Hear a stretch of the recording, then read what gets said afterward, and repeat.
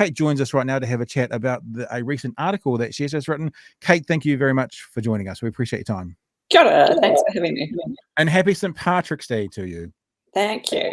And So to you as well. I've come from deep, deep Scots ancestry.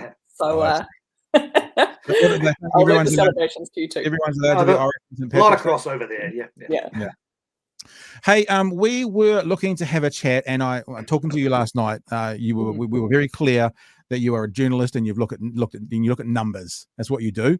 But we were wanting to have a look, and I was thinking about this yesterday, that the modeling that we got previously to what was going to happen with Omicron, and what you look at around the world with kind of a 4-week rise and peak, we seem to be on the extreme end of what the modeling said. So I have questions around why that is. You may not have the answers to that, but what you do have is answers to perhaps what the numbers actually are and what they are today and what they're showing us. So the article, COVID-19, the places where Omicron outbreak is just getting started, of course, is terrifying to many people because we're like, I thought it was just finishing, and we thought it's just getting started. Why don't I just throw the ball to you and say, what can you tell us about the Omicron numbers at the moment and what's happening with those numbers around the country?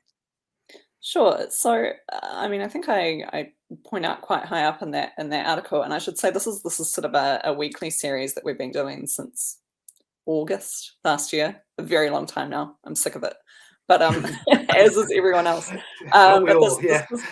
This was our weekly Wednesday update that we do when the weekly vaccination data comes out, and we just kind of wrap some other bits and pieces in there as well. And we were looking at where it's kind of peaking and starting to rise around the country.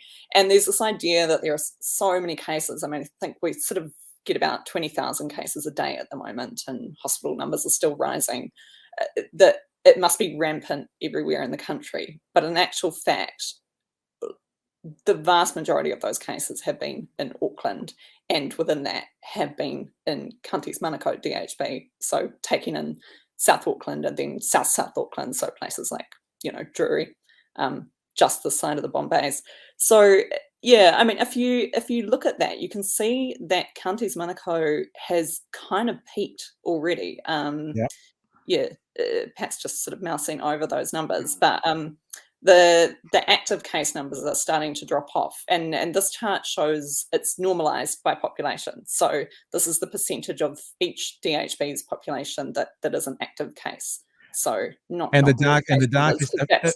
I feel like asking you, I think about that graph that we've all seen and it being like a bell curve. I'm thinking about this like it's almost like a vertical bell curve. If I was looking down, if you were to take it and flip it that way, the dark part would be the peak. Is that what we're looking at? Sort of, yeah. So the dark part is the peak, and it is actually a bell curve if you read left to right for each of those DHBs. So you can see that Counties Manukau's bell curve is that dark area. And then if you look kind of maybe just towards the top, you can see that Auckland had a peak around the same time. So that's Auckland DHB, the sort of Auckland City DHB. Yep. But to a lesser extent, fewer cases per population in Auckland, but similar kind of timing to Counties Manukau. And then if you have a look down at, say, Tairawhiti, which is Gisborne and East Cape, you can see that is starting to ramp up now. We're getting into that darker zone. And similarly, I think Hutt Valley is another area where you can see that the case numbers are starting to rise. Capital and Coast, that's Wellington. There's also a really interesting angle of this is the perception as well. University started here in Dunedin. So I'm in Dunedin, Jeremy's in Auckland.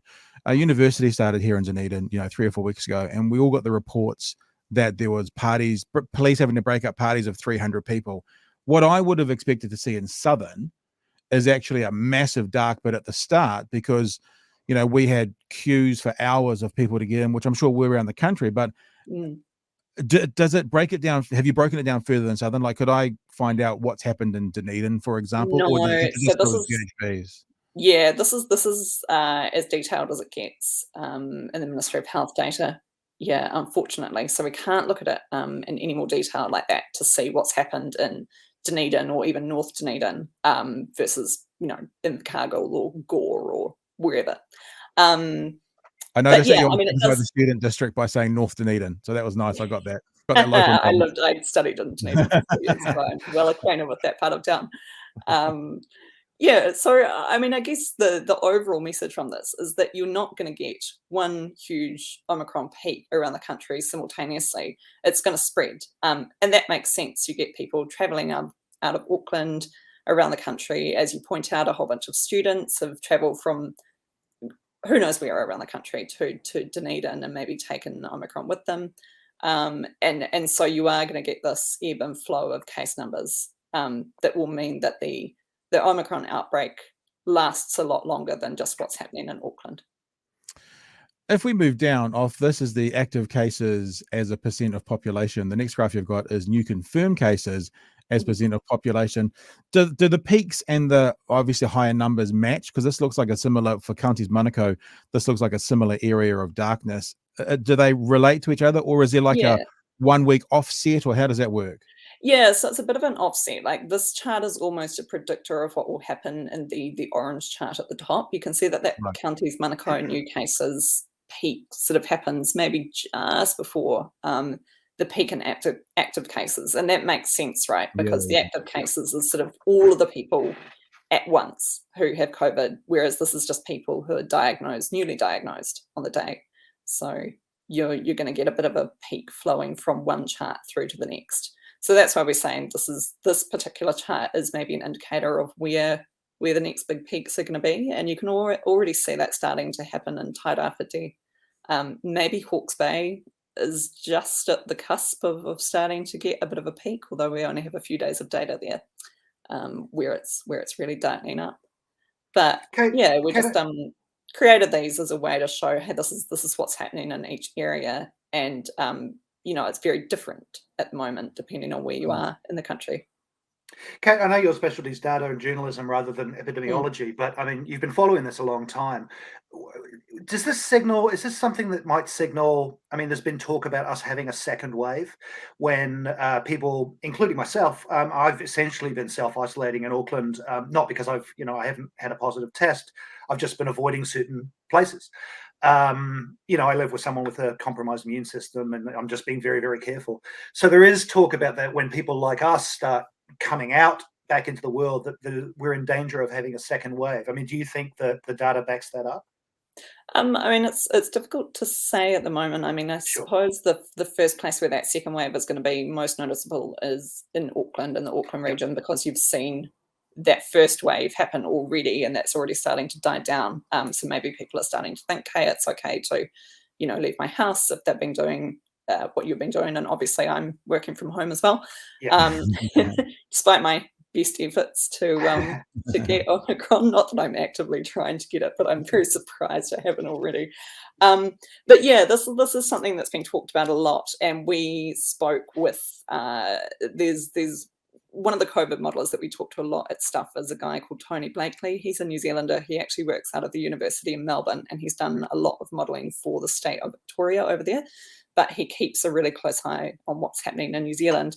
And I talked to him not that long ago about this idea that you can either let it rip, is the phrase, and kind of just get it over with, or you attempt to actively kind of lower that peak. And the quid pro quo is that with a higher peak, you get through the wave a lot faster. A lower peak takes it's a longer time frame. It sort of spreads it out. So you end up with really similar case numbers overall, but you're just spreading it out a little bit longer. And the benefit of doing that is not so much to keep the number of total cases down, because it's going to end up being really similar in both models, but you protect essential services, you protect your hospitals, you protect your supply chains, because you don't have as many people in hospital at once. You don't have as many workers taken out of those critical services. So that's the argument in favour of that longer wave. But the counterpoint to that is that there is this potential for a second wave, that you kind of keep that peak low, but then all of these people who have been shielding of their own volition come out, and it takes off again. So, I mean, it's very possible that we could go that way.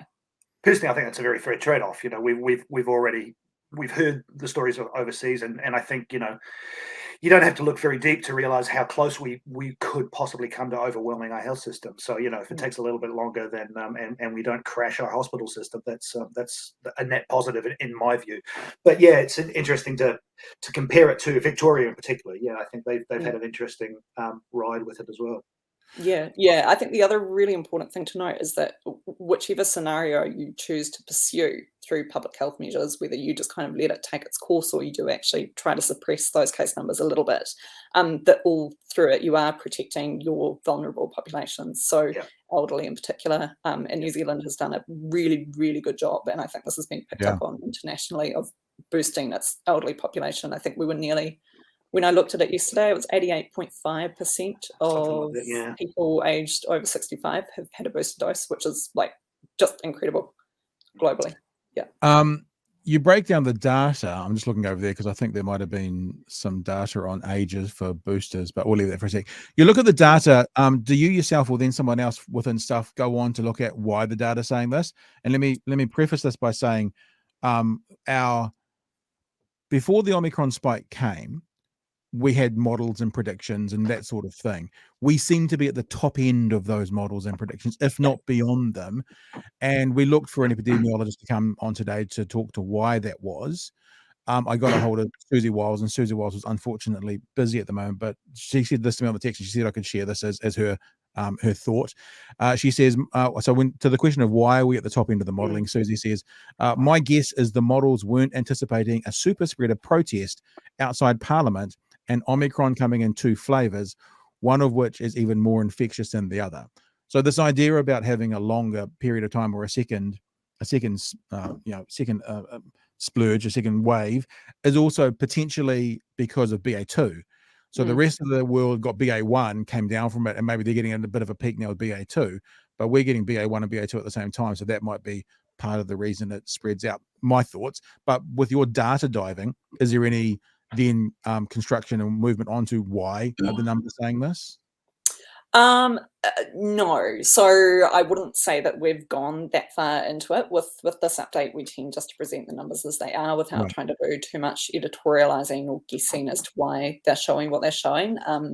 There was some comment that I made within the story looking at what had happened to booster doses in the last few weeks, which have really started to kind of flatten off.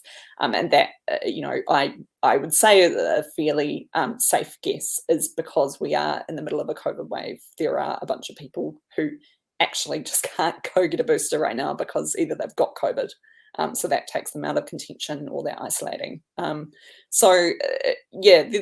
a little bit of, I guess, we try to, within reason, come up with suggestions as to why the numbers are showing what they are, but I couldn't talk to, say, the effect of the Wellington protest on case numbers in Wellington, for example. Like there's without really comprehensive genomic sequencing, that kind of information, which we don't have access to, you wouldn't really be able to sheet it home to one thing or another. Yeah.